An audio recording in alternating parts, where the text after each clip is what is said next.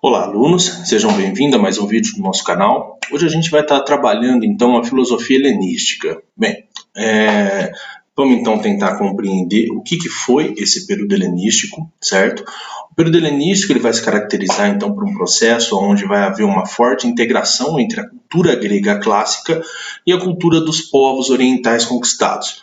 Bem, como vocês viram lá nas aulas de história sobre o período helenístico da Grécia Antiga, o que a gente tem aqui é justamente um processo de sincretismo cultural entre a cultura helenística e as culturas que foram conquistadas por Alexandre o Grande no seu processo de expansão do mundo grego e do reino babilônico. Bem, nesse sentido, a produção filosófica desse período helenístico vai corresponder basicamente à própria continuação das atividades filosóficas que se davam entre as duas escolas que haviam lá em Atenas, que é a escola platônica, conhecida como academia, e a escola aristotélica, o liceu.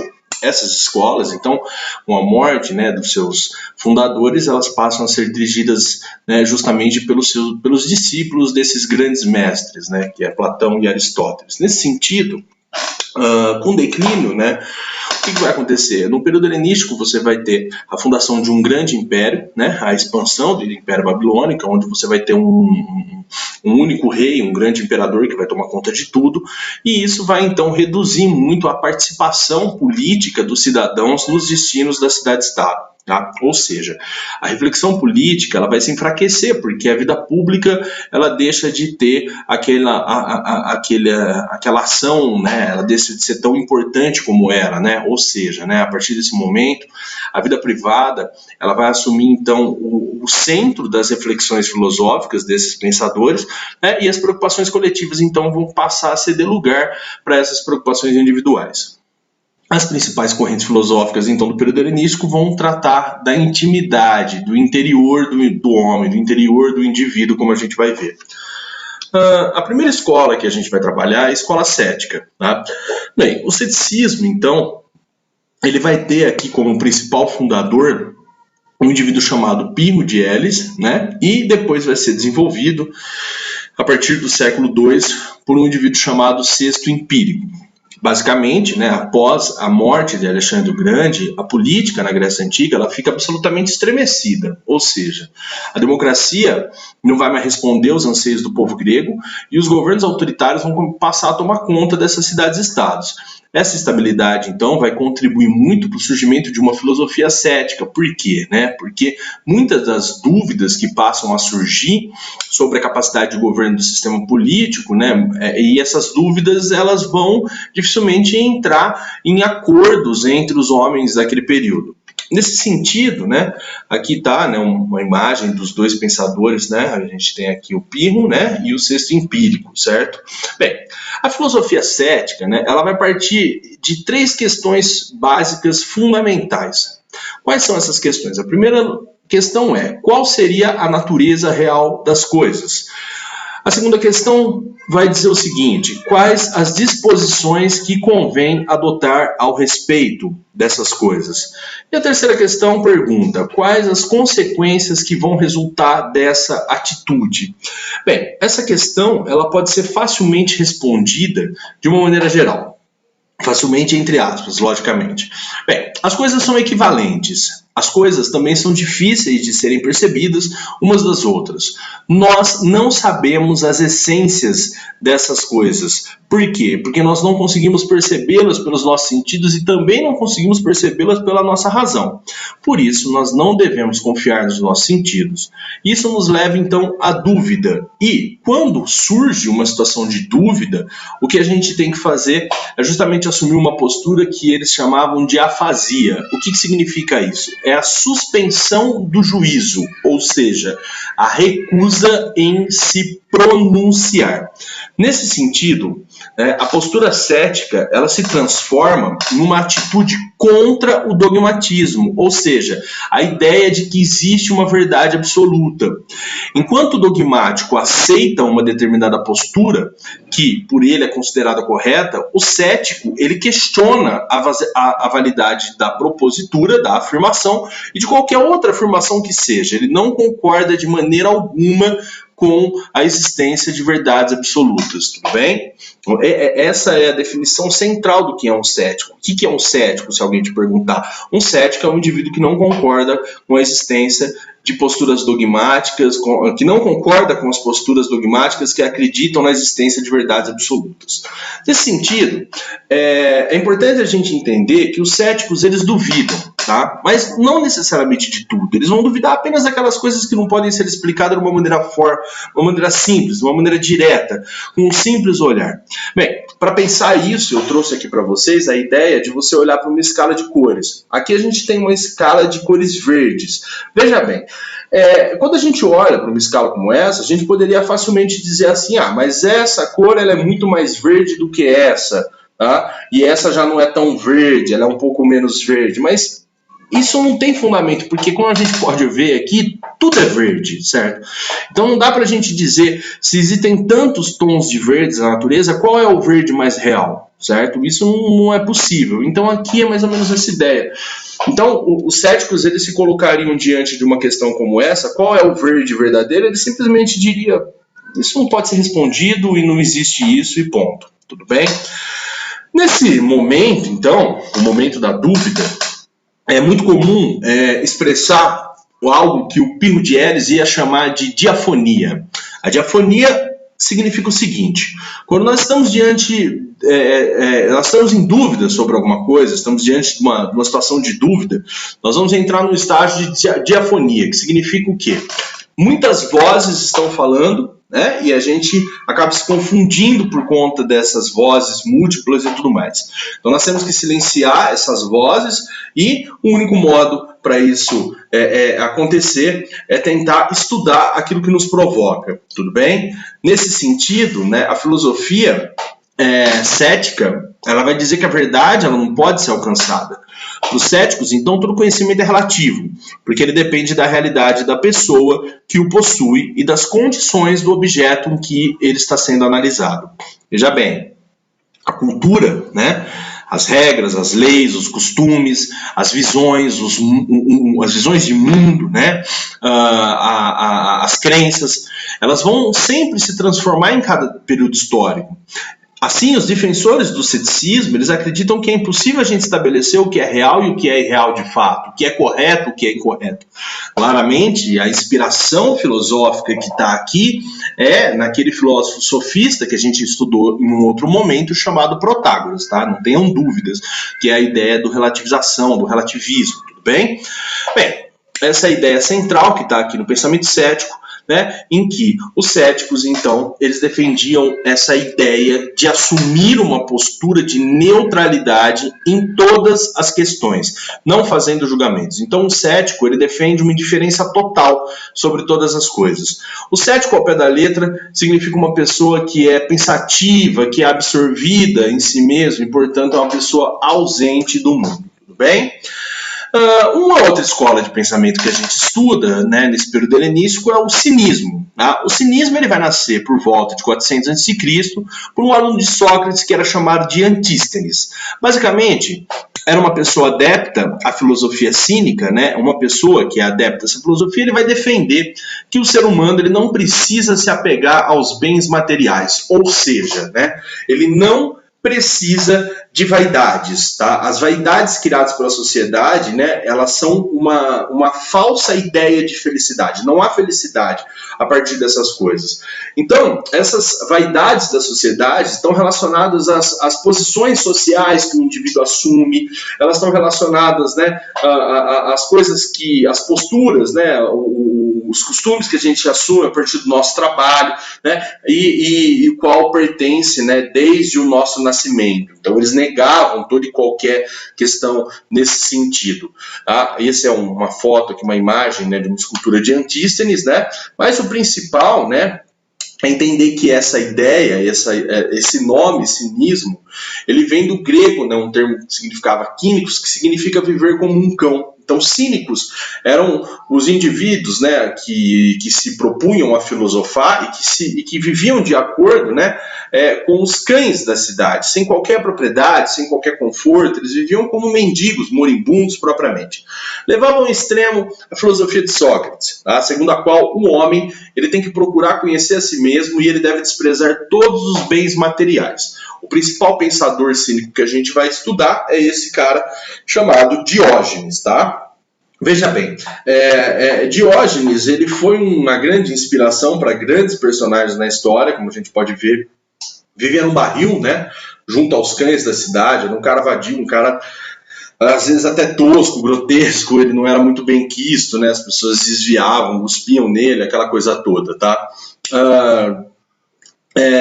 Existem algumas histórias, vamos voltar aqui, né, no slide sobre o Diógenes, né, para a gente entender a importância dele enquanto um pensador.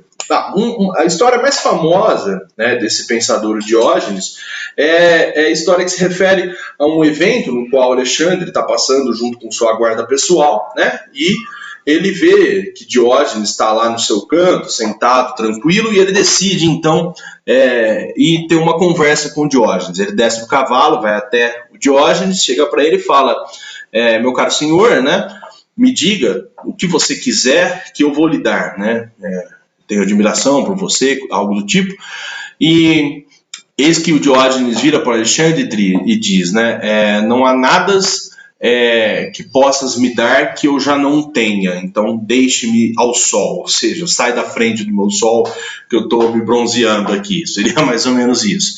Bem, quando o Alexandre retorna, né, até a sua guarda, os cavaleiros falam, mas esse Diógenes é um estúpido, se quiser a gente pode dar um couro nele, dar um jeito nele, e Alexandre vai dizer, bem, se existe algum homem que Alexandre quisesse ser além de Alexandre, Alexandre gostaria de ser Diógenes, né? Visto a admiração, né, o grande imperador, o grande conquistador Alexandre o Grande admirava tanto, né, um homem como esse, né? Muitas outras histórias existem, vocês podem depois procurar aí pela internet, né, dar uma pesquisada. Tem uma história em que Diógenes está tomando água numa fonte, né, e eles usavam aquela espécie de cuia para beber, e ele vê que chega um garotinho do lado, né, põe a mão e bebe água na mão. Diógenes então olha aquilo e ele fala, né, que estranho, então ele decide dar o seu copo, a sua cuia para o primeiro transeunte que está passando, porque ele percebe que ele não precisava daquilo, então não havia necessidade dele ter um copo, por assim dizer, né? Ele também era um cara que batia muito de frente com Platão, né, e com seus discípulos, né? Ele foi contemporâneo e tem uma história que ele está diante, né, de Platão em uma reunião, e o Platão está falando, né, e filosofando, e o Platão diz então, né, uma frase célebre de que o homem é o mesmo que uma galinha depenada, né?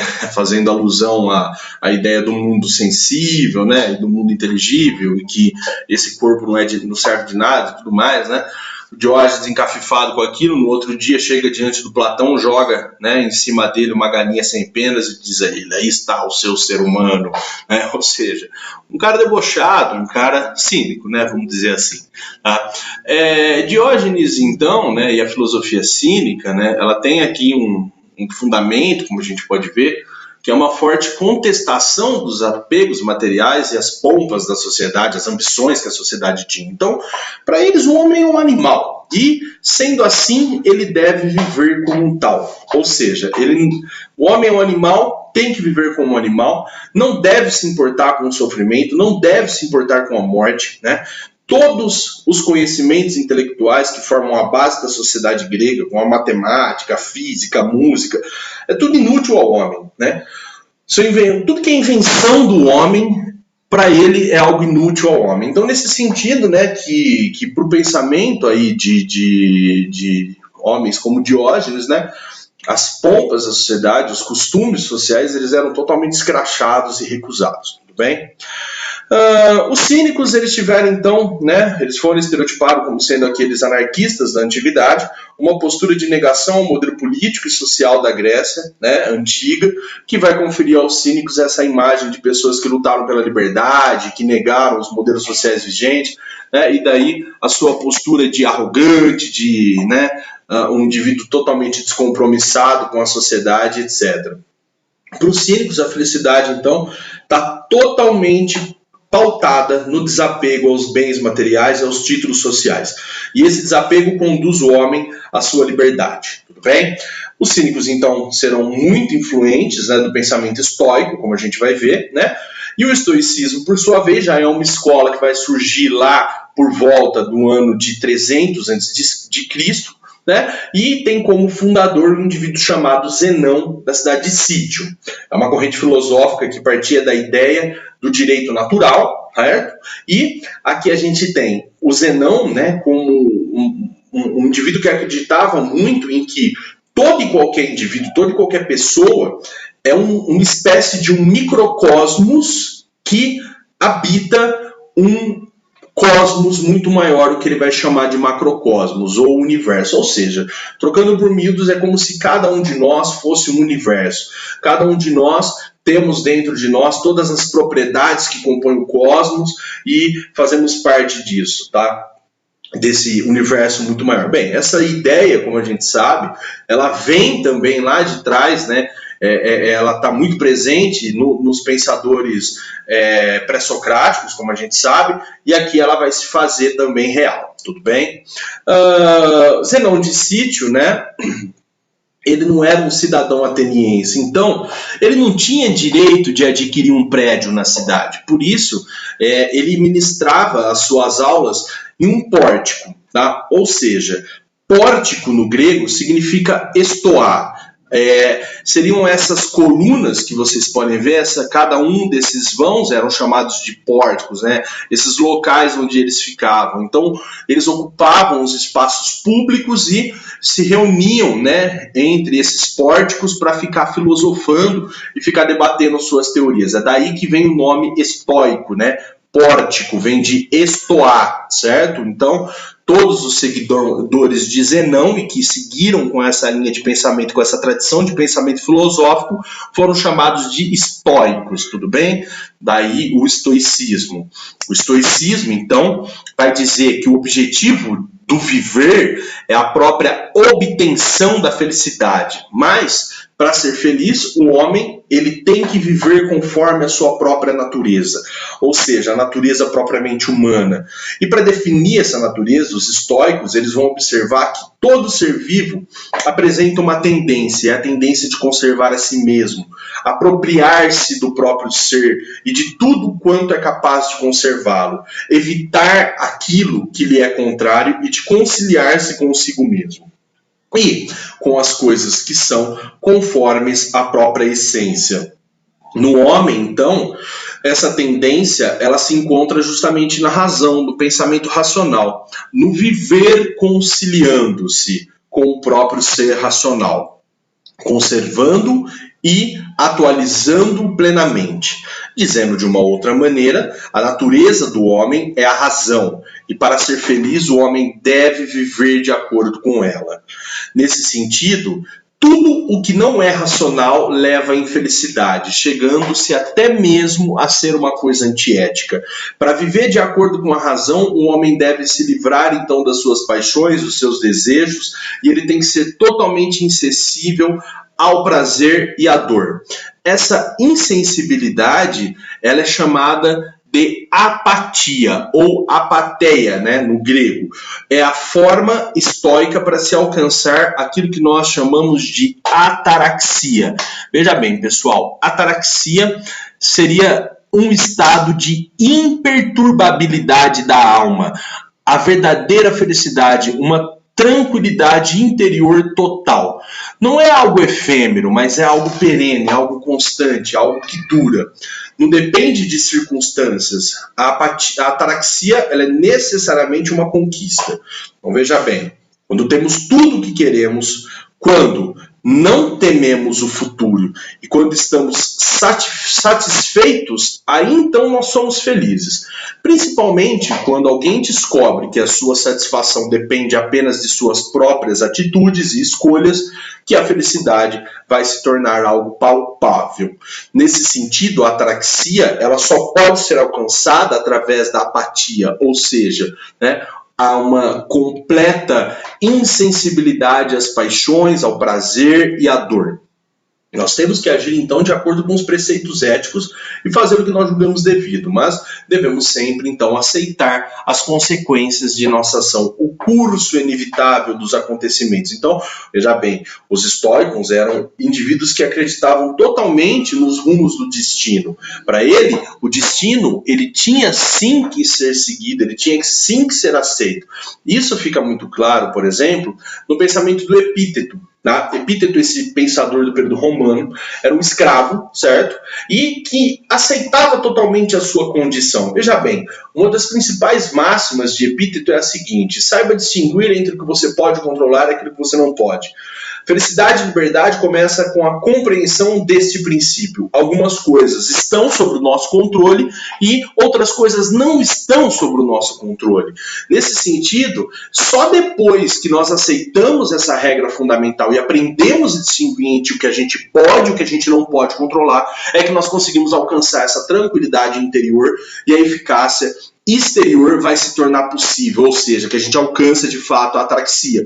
Ele era um escravo e ele dizia: essa condição sobre a qual eu estou, de escravo, é uma condição que eu não posso mudar, porque isso é exterior a mim, mas eu posso sim controlar aquilo que eu sinto, eu posso sim controlar aquilo que eu penso, eu posso sim controlar como essas coisas vão ou não me afetar, tudo bem? Nesse sentido, Epíteto é um grande pensador, que eu penso que todas as pessoas deveriam sim ler o Epíteto, ter mais conhecimento dessas ideias, porque a gente vai perceber que no mundo como o de hoje, em que existem tantos coaches, esses caras que são na verdade verdadeiros picaretas, que dizem que são capazes de resolver muitas questões, isso na realidade é um debate muito mais antigo, muito mais profundo, e que está muito além dessas bobagens todas que esses caras colocam e que ganham ouvintes no mundo virtual de uma maneira geral. Tudo bem, pessoal? Bem, uma outra escola de pensamento que, de certo modo, se opunha ao estoicismo, mas não na prática, e a gente vai ver por quê, é o epicurismo. Bem, Epicuro, em mais ou menos 300 a.C., vai desenvolver essa filosofia na qual ele vai defender que a felicidade estava totalmente relacionada aos prazeres humanos. Mas a gente tem que entender o que é que esse cara entende por prazeres humanos. Veja bem, na ótica de Epicuro, nós devemos nos prender justamente àqueles prazeres que não podem ser considerados... Repetindo aqui, na ótica de Epicuro, nós temos que nos prender em prazeres que podem ser considerados duradouros, tudo bem? Prazeres que não são considerados duradouros, então são prazeres simplesmente carnais, são prazeres mundanos. Então, quando ele fala de prazeres justamente humanos, ele está se referindo a essas coisas muito mais nobres, relacionadas às categorias racionais, de pensamento, intelectuais, etc. Perceber, então, que o Epicuro, ele também afirmava que a felicidade não está somente nesses prazeres propriamente sensíveis, então. Ou seja, são aqueles que perpassam a razão, por isso que a gente tem que tratar do nosso intelecto, é por isso que eles não são tão diferentes dos estoicismos. A definição que eles estão dando aqui para as coisas podem ser distintas, mas no fundo eles falam sobre a mesma coisa, certo? Aqui a gente tem uma escultura de Epicuro, uma imagem aí. Bem, e vamos tentar entender essa ideia central do pensamento epicurista, que é o seguinte: segundo os epicuristas, nós devemos tomar 4 remédios para atingir a felicidade. Quais são esses remédios? Em primeiro lugar, é que os deuses não devem ser temidos. Por quê? Porque os deuses não estão interessados em nós, então nós não devemos temê-los. Eles vivem lá em seu mundo, em seu plano, cuidando de seus problemas, e nós somos desprezados por eles de uma maneira geral. É considerado, então, um grande absurdo temer a morte, uma vez que ainda nós não morremos, e esse é um ponto muito fundamental. O prazer, então, ele está à disposição de todos, e ele se conquista através da virtude. E o mal dura pouco, é muito fácil suportar o mal. É simples, a gente simplesmente precisa lembrar de coisas boas e felizes e criar então uma boa expectativa de futuro. Nesse sentido, para desfrutar os grandes prazeres do intelecto, nós precisamos aprender então a dominar os prazeres exagerados da paixão, ou seja, medos, apegos, cobiça, inveja, né? Os epicuristas, ou seja, eles também estão tentando alcançar aqui um estado de ataraxia, a ausência completa da dor, a quietude, a serenidade e a própria imperturbabilidade da alma, né? Então o epicurismo ele defende que haja uma administração racional e equilibrada do prazer. Não é simplesmente se entregar ao prazer de uma maneira absoluta e isso daí vai ficar, né, vai nos trazer uma completa felicidade, como a gente sabe que nem todo prazer para eles consideram como aqueles prazeres que proporcionam felicidade. Veja bem, pessoal, o pensamento desses caras levando sempre em consideração a questão da razão e tudo mais, isso é muito interessante, né? Por quê? Porque segundo esses pensadores, né, que seguem essa linha de pensamento, né, por exemplo, aqui, né, essa questão, né, dos prazeres realmente humanos e tudo mais, que proporciona felicidade, isso se aproxima muito do pensamento ético de Aristóteles, por exemplo, né? Então a gente tem que saber fazer essas pontes de ligações aí, é muito importante entre esses pensadores do período antigo. Então o epicurismo, então, ele defende essa administração racional equilibrada do prazer, que evita ceder a desejos insaciáveis e que inevitavelmente vão terminar no sofrimento. Tudo bem? Cabe aqui uma explicação, né? Porque geralmente os alunos me falam, então quer dizer que o epicurista é um hedonista? E eu digo, sim, era. Então o hedonismo, mas hedonismo não era, né, uma maneira de você querer aproveitar ao máximo todos os prazeres carnais, isso? Sim, também era. Então a gente tem que diferenciar um pouco, né, o que foi o hedonismo ao longo da história. Eu vou trazer aqui alguns elementos para vocês do hedonismo antigo e do hedonismo moderno, principalmente. Então veja bem, hedonê significa prazer. Então, o hedonismo é essa corrente filosófica que defende que o prazer é o caminho para atingir a felicidade. Os principais representantes do período antigo são Aristipo de Cirene e Epicuro. A escola, né, que tem como base essas duas concepções de prazer. Então, em uma, você tem como critério para as ações humanas o prazer, tudo bem? E na outra, o prazer ele é um valor supremo e único para a vida. Vamos ver como que se diferencia isso em cada um desses pensadores. No hedonismo cirenaico, existe uma distinção, né? Havia uma distinção entre os dois estados da alma humana. Ou seja, havia um movimento suave da alma, e esse movimento ele chama de prazer, e um movimento áspero, ele vai chamar de dor. Para ele, independente da forma e da origem, o prazer sempre tem como objetivo a diminuição da dor. E também ele entende que o prazer do corpo é justamente o sentido da vida. Então veja bem, é um prazer que está muito pautado nos sentidos nesse caso, tá bom, pessoal? Não pautado propriamente na racionalidade, como está em Epicuro. Veja só, em Epicuro ele vai mudar essa ideia, né, do hedonismo cirenaico e ele vai dizer que o prazer não é exatamente a busca da satisfação física, mas a libertação de todo e qualquer sofrimento, da dor e da agitação. Veja só, vamos voltar lá, ó. Valor supremo e único para a vida, tudo bem? Aqui, ó, valor supremo e único para a vida. Então, o prazer, ele nos liberta de todo o sofrimento, de toda a agitação, de toda a dor. Para a gente alcançar o equilíbrio e a serenidade, além de abandonar a busca pelos prazeres corporais e bens materiais, né, que são passageiros, né? Então, temos que alcançar esse equilíbrio. Essas duas visões, então, elas vão ser diferenciadas por uma avaliação que é moral do prazer. Então, veja só, enquanto Aristipo de Cirene afirmava que o prazer era um bem que poderia ser usado intensamente, o Epicuro já vai dizer que é necessária a moderação dos prazeres para se alcançar a verdadeira felicidade. Tudo bem? Os dois são hedonistas, porque os dois entendem que os prazeres levam à felicidade. Porém, um entende que a coisa tem que ser intensa, muito mais física e se entregar aos sentidos e tudo mais, e o outro já entende que isso tem que ser um pouco moderado, tá? E que os prazeres do intelecto são os verdadeiros prazeres que levam à felicidade. Para a gente encerrar esse debate, então, sobre hedonismo e fechar essa nossa aula, né, eu trouxe também aqui o que foi o hedonismo na Idade Moderna, que vai se diferenciar em dois tipos, o hedonismo egoísta e o universalista utilitarista que a gente vai ver a seguir. Então, esse hedonismo ele vai ser fundado, né, por um cara chamado Julien Offray de La Mettrie, né, que é um iluminista do período francês, né, que vai atualizar o hedonismo, né, e o seu discípulo, né, François de Sade, vai radicalizar esse hedonismo, transformando ele em amoralismo, tudo bem? Ou seja, transforma o ideal de serenidade em frieza diante das outras pessoas. Então, o hedonista, nessa perspectiva egoísta, é o cara que não tá ligando para nada, não liga para ninguém, é frio, ele só vive em função das suas necessidades maiores e tudo mais.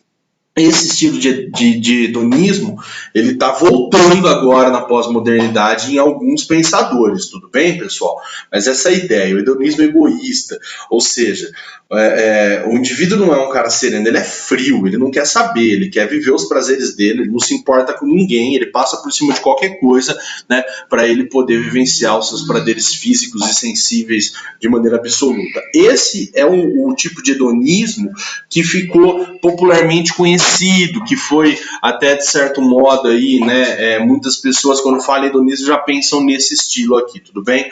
Mas nós temos também o hedonismo utilitarista, né, que ou universalista, que é no campo aí desses pensadores que fundaram o utilitarismo ético, né, principalmente o Bentham e o Stuart Mill, mas também esse outro pensador, o Sidgwick, né, que vai trabalhar aqui a ideia de duas formas de hedonismo distintas, aquilo que ele vai chamar de um hedonismo psicológico, ou seja, uma pressuposição antropológica de que o ser humano sempre procura aumentar o seu prazer e diminuir o seu sofrimento, e que assim, né, a busca do prazer é a única força motivadora aí da ação humana, e o hedonismo ético, que é uma teoria normativa que afirma que os homens, de uma maneira geral, devem ver os prazeres, né, os bens materiais, como os mais importantes da sua vida, tudo bem?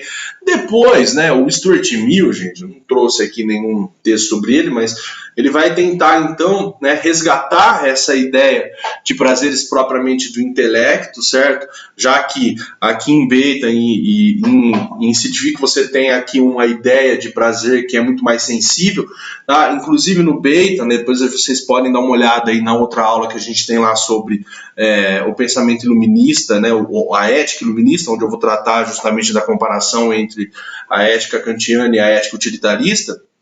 A gente vai ver o Bentham, ele vai pegar aí uma chave, né, de um empirista chamado David Hume, né, e a partir disso que ele vai trazer essa ideia do prazer sensível e tudo mais, que depois o Stuart Mill ele vai tentar mudar e vai tentar universalizar esse utilitarismo de uma maneira mais eficiente, né, justamente para tentar quebrar as críticas que foram feitas, principalmente ao Jeremy Bentham. Tudo bem, pessoal? O que eu tinha para passar para vocês aí, né, sobre esse pensamento ético aí, sobre essa filosofia helenística, foi mais ou menos isso, tá? Eu espero que vocês tenham compreendido. Caso vocês tenham alguma dúvida, pode deixar aí embaixo, tudo bem? E nas próximas semanas a gente vai estar postando aí outras aulas sobre o pensamento filosófico, tá bom, pessoal? Um abraço a todos, né? Bons estudos, tudo bem? E tenham foco aí no pensamento filosófico. Eu espero que, além de ajudar vocês com as provas que vocês se propõem a fazer aí, ajudem também a que vocês possam estar refletindo sobre suas vidas, tudo bem? Um forte abraço a todos e a gente está encerrando por aqui. Até mais.